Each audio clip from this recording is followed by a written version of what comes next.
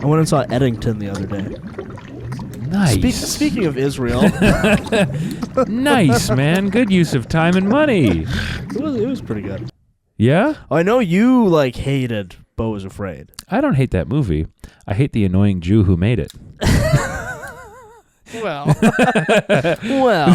No, that movie sucked ass, and it made me like all... I didn't even love the rest of his movies, yeah. but it's certainly... I would never think about that guy again. I mean, I know a lot of big-time cinephiles really liked it.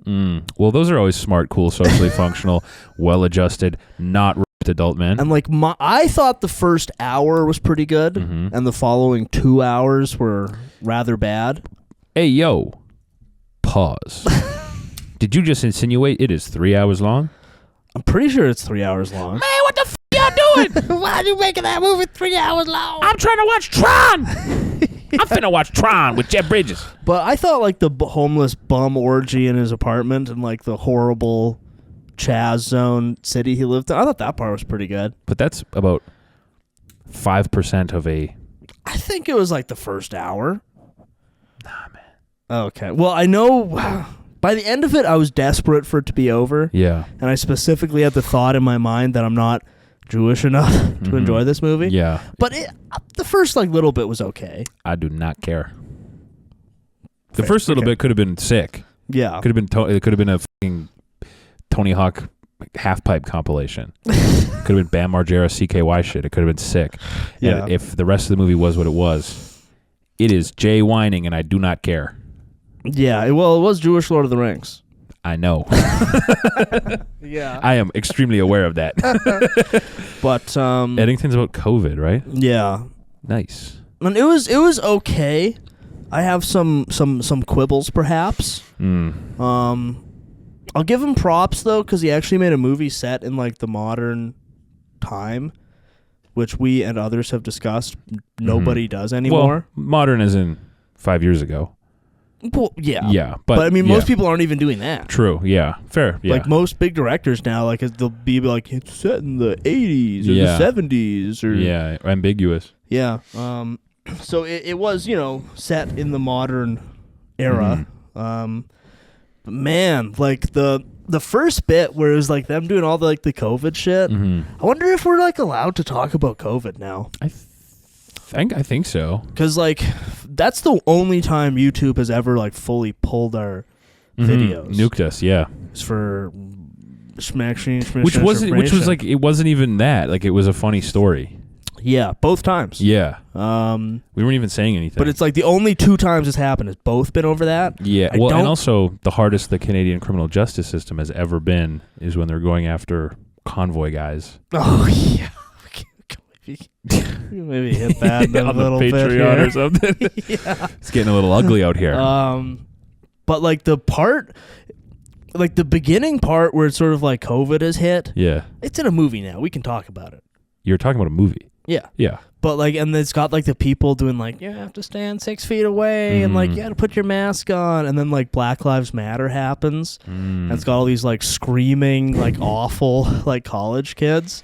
That stuff was all pretty good, and it made me feel kind of ill. Right, because that was such a horrible period. It was just such a horrible period that I've kind of repressed in my mind. Yeah, and it kind of happened to everybody. Yeah, but just seeing that again, it was holy fuck, that happened. That was horrid. And yeah, it made me feel kind of sick to see it. Yeah. And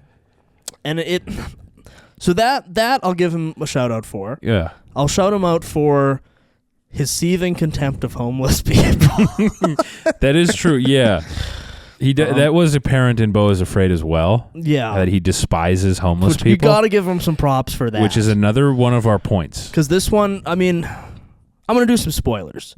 Yeah. If you don't want spoilers, either skip ahead or stop being a baby. Who cares about spoilers? If you don't want spoilers, skip ahead or turn 15. Yeah, because the setup is it's Joaquin Phoenix is it was honestly I would say it was pretty good.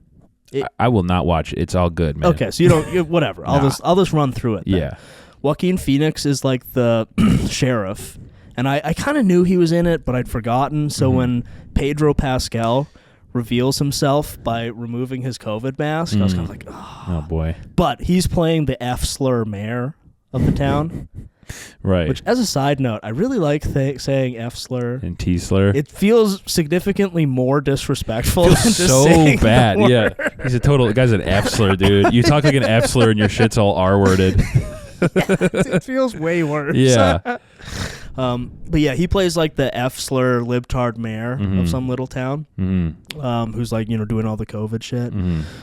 But they have this like sort of recurring character who's like literally a Minecraft zombie homeless guy who wanders around and keeps causing trouble. Like, no one really knows how to deal with. And at one point, Joaquin Phoenix just pulls out his gun and blows him away. And it's just like, yes! Okay, that's... Woo!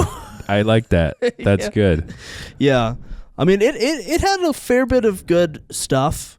It had Gematria was mentioned for the first time ever seen in a movie. Yeah, wow. Because Joaquin Phoenix's wife gets really into some like computer Gematria guy. Nice. Who's like comes over to their house and is talking about how he like uncovered his repressed memories of being like hunted for sport by pedophiles as a kid. Real. And she like runs off with them. Based. And a lot of that stuff was cool. Is it making fun of that, or is it saying this is real and true? Because it is real and true that they hunt children for sport and traumatize them into forgetting about it. So what's the take on that?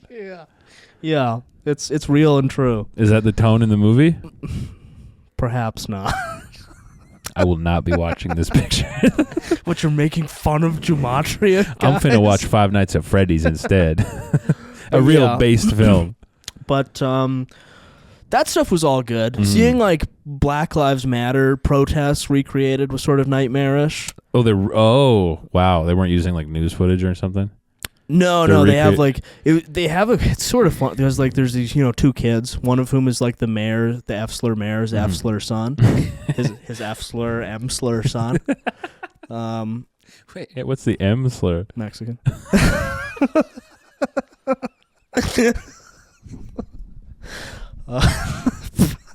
Really gonna be leaning on that from henceforth, I think. It makes everything sound so much worse. I was like, what the fuck is the M slur? I was like, mussy? Like, Mexican? But like one of the kids, like they like this sort of like this cute libtard girl, who in a kind of nice touch throughout the entire movie you never see without her COVID mask. Nice. And they're at some like socially distanced like party in a field or something. Yeah. And he sees that she's holding an Angela Davis book, so he quickly like Googles Angela Davis and like looks to Wikipedia and walks over like, oh man, I love Angela Davis. Did you know she won the Order of Lenin from the Soviet Union? Damn. So like that shit was all pretty good. But like at the end, like the last like hour, they had like Antifa super soldiers show up on like a private plane, and it kind of devolved into like this big shootout. What? And all of that shit I didn't really care for. Yeah. Because it kind of felt like a cop out. Right. Because it felt like it was sort of. Because like maybe I don't know. Maybe if you watch this and you're like Actually, I actually have a review. Because I was wondering, because I was seeing it and I was like fully on board with like the Chud sheriff Joaquin Phoenix. Yeah, right. Shooting homeless Minecraft zombies and certain other F slur, M slur characters. M slur is crazy good. That's really good. But I was kind of fully on board with him. Yeah. I guess in theory, if you were like we actually need to be harder on COVID. And if you were one of those people, I actually have a review from one of those people here I found kind of interesting. Let's go.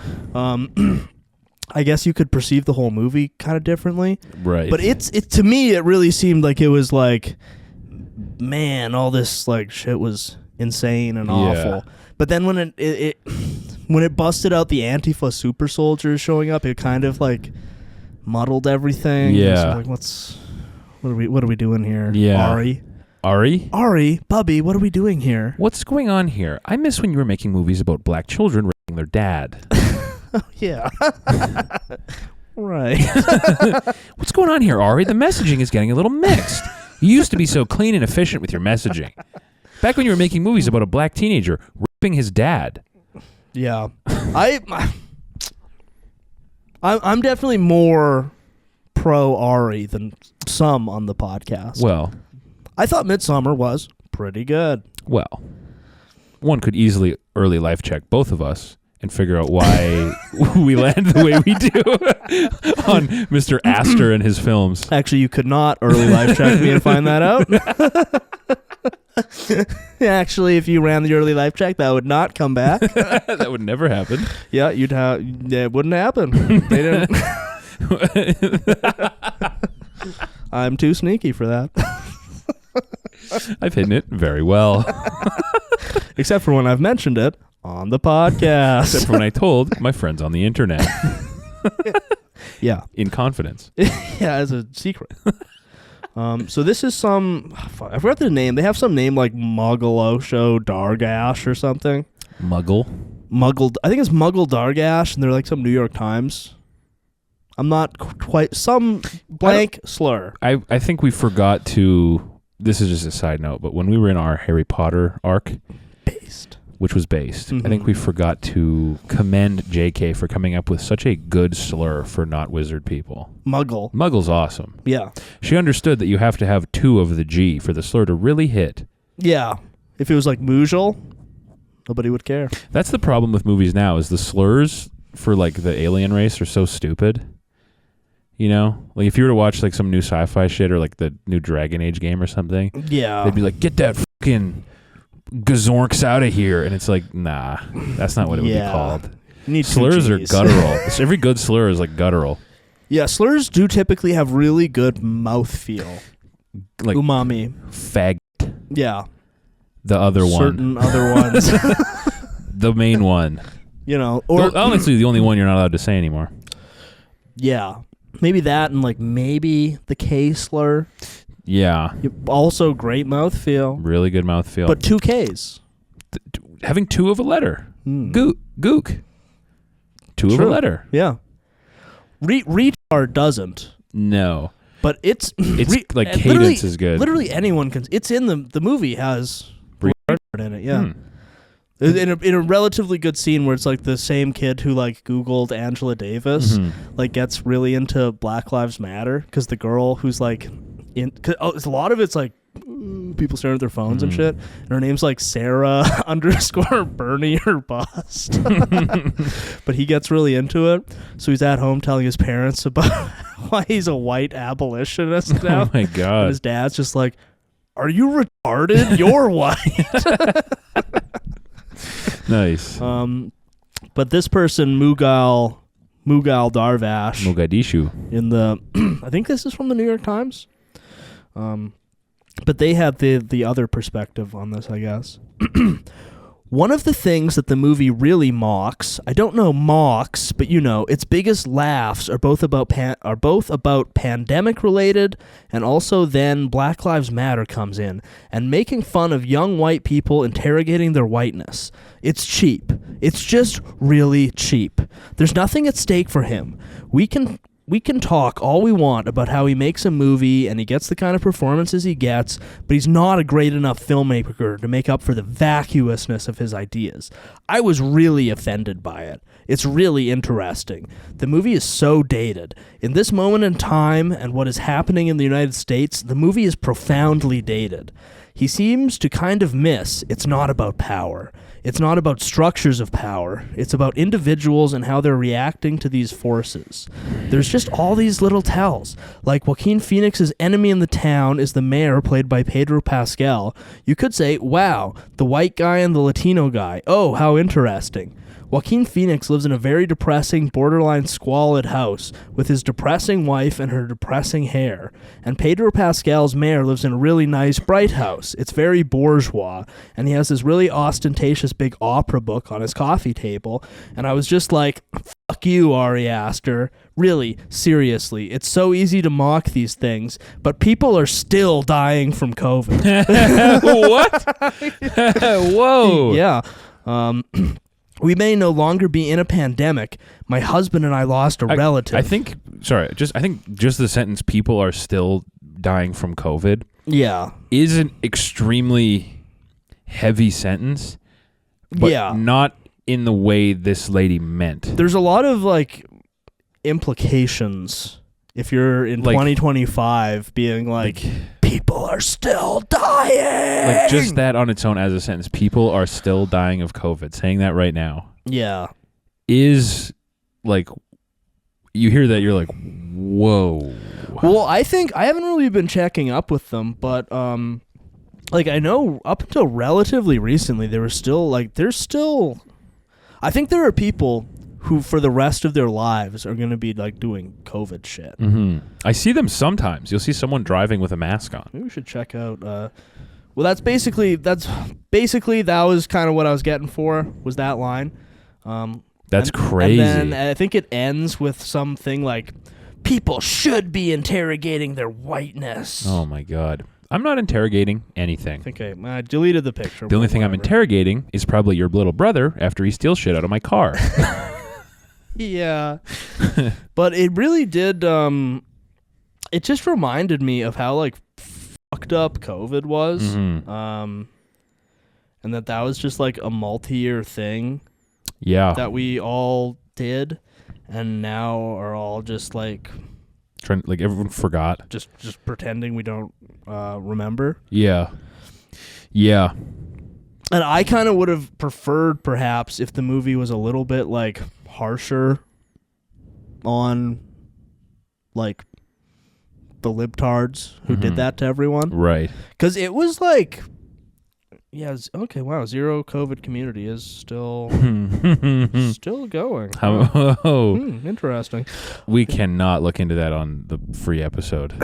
Well, I think, can we not? I don't know, man. Is that still because that's like the one thing where it's like it might literally nuke us. I might have been so like Pavlovianly abused that like I'm like apprehensive about doing that on the free app. Because like YouTube's like automatic censoring things. Yeah. Like obviously we've dealt with shadow ban after shadow ban after shadow ban. But it's generally not like it's a pretty light touch typically. Yeah. With one glaring exception. Humongous thing. Like we say a lot of shit on the show that does not get literally nothing ever other than that one thing. Yeah, we talk about Somalian head shape, Islamic inbreeding stance. Every episode. Every episode we talk about Islamic North American inbreeding, Somalian head shape and inbreeding. Yeah. We talk about Indians. Yeah. We talk about everything under the sun. Yeah. And there's only ever one thing that we're like, we have to censor and we get like hassled about. Yeah. But I mean, it is sort of like a Pavlovian response that everyone's just like, don't say it. And it is kind of like, what do you do about it at this point? Yeah. But it was like such a heinous catastrophe that like kind of ruined the world. Yeah. You know, we've all been kind of like boiled like frogs. Yeah. But there's probably like, at least just for me, and I'm probably not like unique in this, is like I used to like go out and do things. Yeah. And now I just like don't. I mean, you know, I don't as much. And like, I don't know if it's because I got older. That might be like me. Maybe it's like an age thing or what. But like, I would guess that that's not totally unique to me. I think it totally broke a lot of people. And that there's a lot of people who just like don't do things, and like everyone got like pushed onto their computer, and just like social life in general got like kind of irreparably damaged. Yeah, I think people still like are doing things and going out. Like the Calgary Stampede was like huge this year again. It might just be a me thing. But I don't think you're alone. Like I think a good chunk of people, like the people who are going out and doing things, were people who were doing that anyway. Right. When they were getting in trouble, you know, they were like Florida Beach, spring break, Florida Beach, baby. You know, but like those, I don't think those people got broken. But I think there's a good chunk of people who were like on the fence about being like totally mind melted and. Well, and I think there were a lot of people too who liked it. Yeah. Oh yeah. Yeah. It was perfect for a lot of people. And like even I, to some extent, like I kind of recognized that it was like a heinous, society ruining catastrophe. But there was a certain element, at least in that like first month or two, where it was like, I don't have to go anywhere. Yeah, yeah. You know, it was like you were being responsible by being antisocial. Yeah, it's like there's there's no pressure for me to go and do anything or see anyone. Yeah. And I can just game? Yeah. You were like being totally rewarded and like treated like you were like saving people by like being antisocial. And like I'm a, goo person, booger guy, so I had to go back to work after a month and just like work with a fucking little piece of cloth on my face for 2 fucking years. Yeah, yeah. But like all the people who have like computer jobs I had to work outside with a little piece of cloth on my fucking face. Yeah. With a bunch of guys who were extremely anointed. Because like 3 people in the HR department at the enormous megacorp multi-billion-dollar company we worked for were like, we got to be safe. And I remember being on the work site and like you'd take your mask down to like drink. Yeah. And then there'd be some faggy old safety officer who'd be like, hey. And you'd be like, I mean, I kind of lucked out in a lot of ways because I didn't have like pro-COVID pressure coming from my work or my family. Right. Which like a lot of people would. Like I had to wear the stupid little mask, but beyond that, yeah, I had nothing. Yeah. I wasn't allowed in movie theaters or anything like that for yeah. like a year. We got around that, I recall. For a while. Yeah. I photocopied my dad. Edited various people's names into it. Then they switched to the app, and it was like. But that was only like 2 months or something. It was kind of short. I remember it being pretty short. But yeah, now I see. Yeah, they're taking down the convoy people. They're going for sentences that are quite literally longer than you get for murder in Canada. Yeah. I don't know. I'm going to spit out a hypothetical here.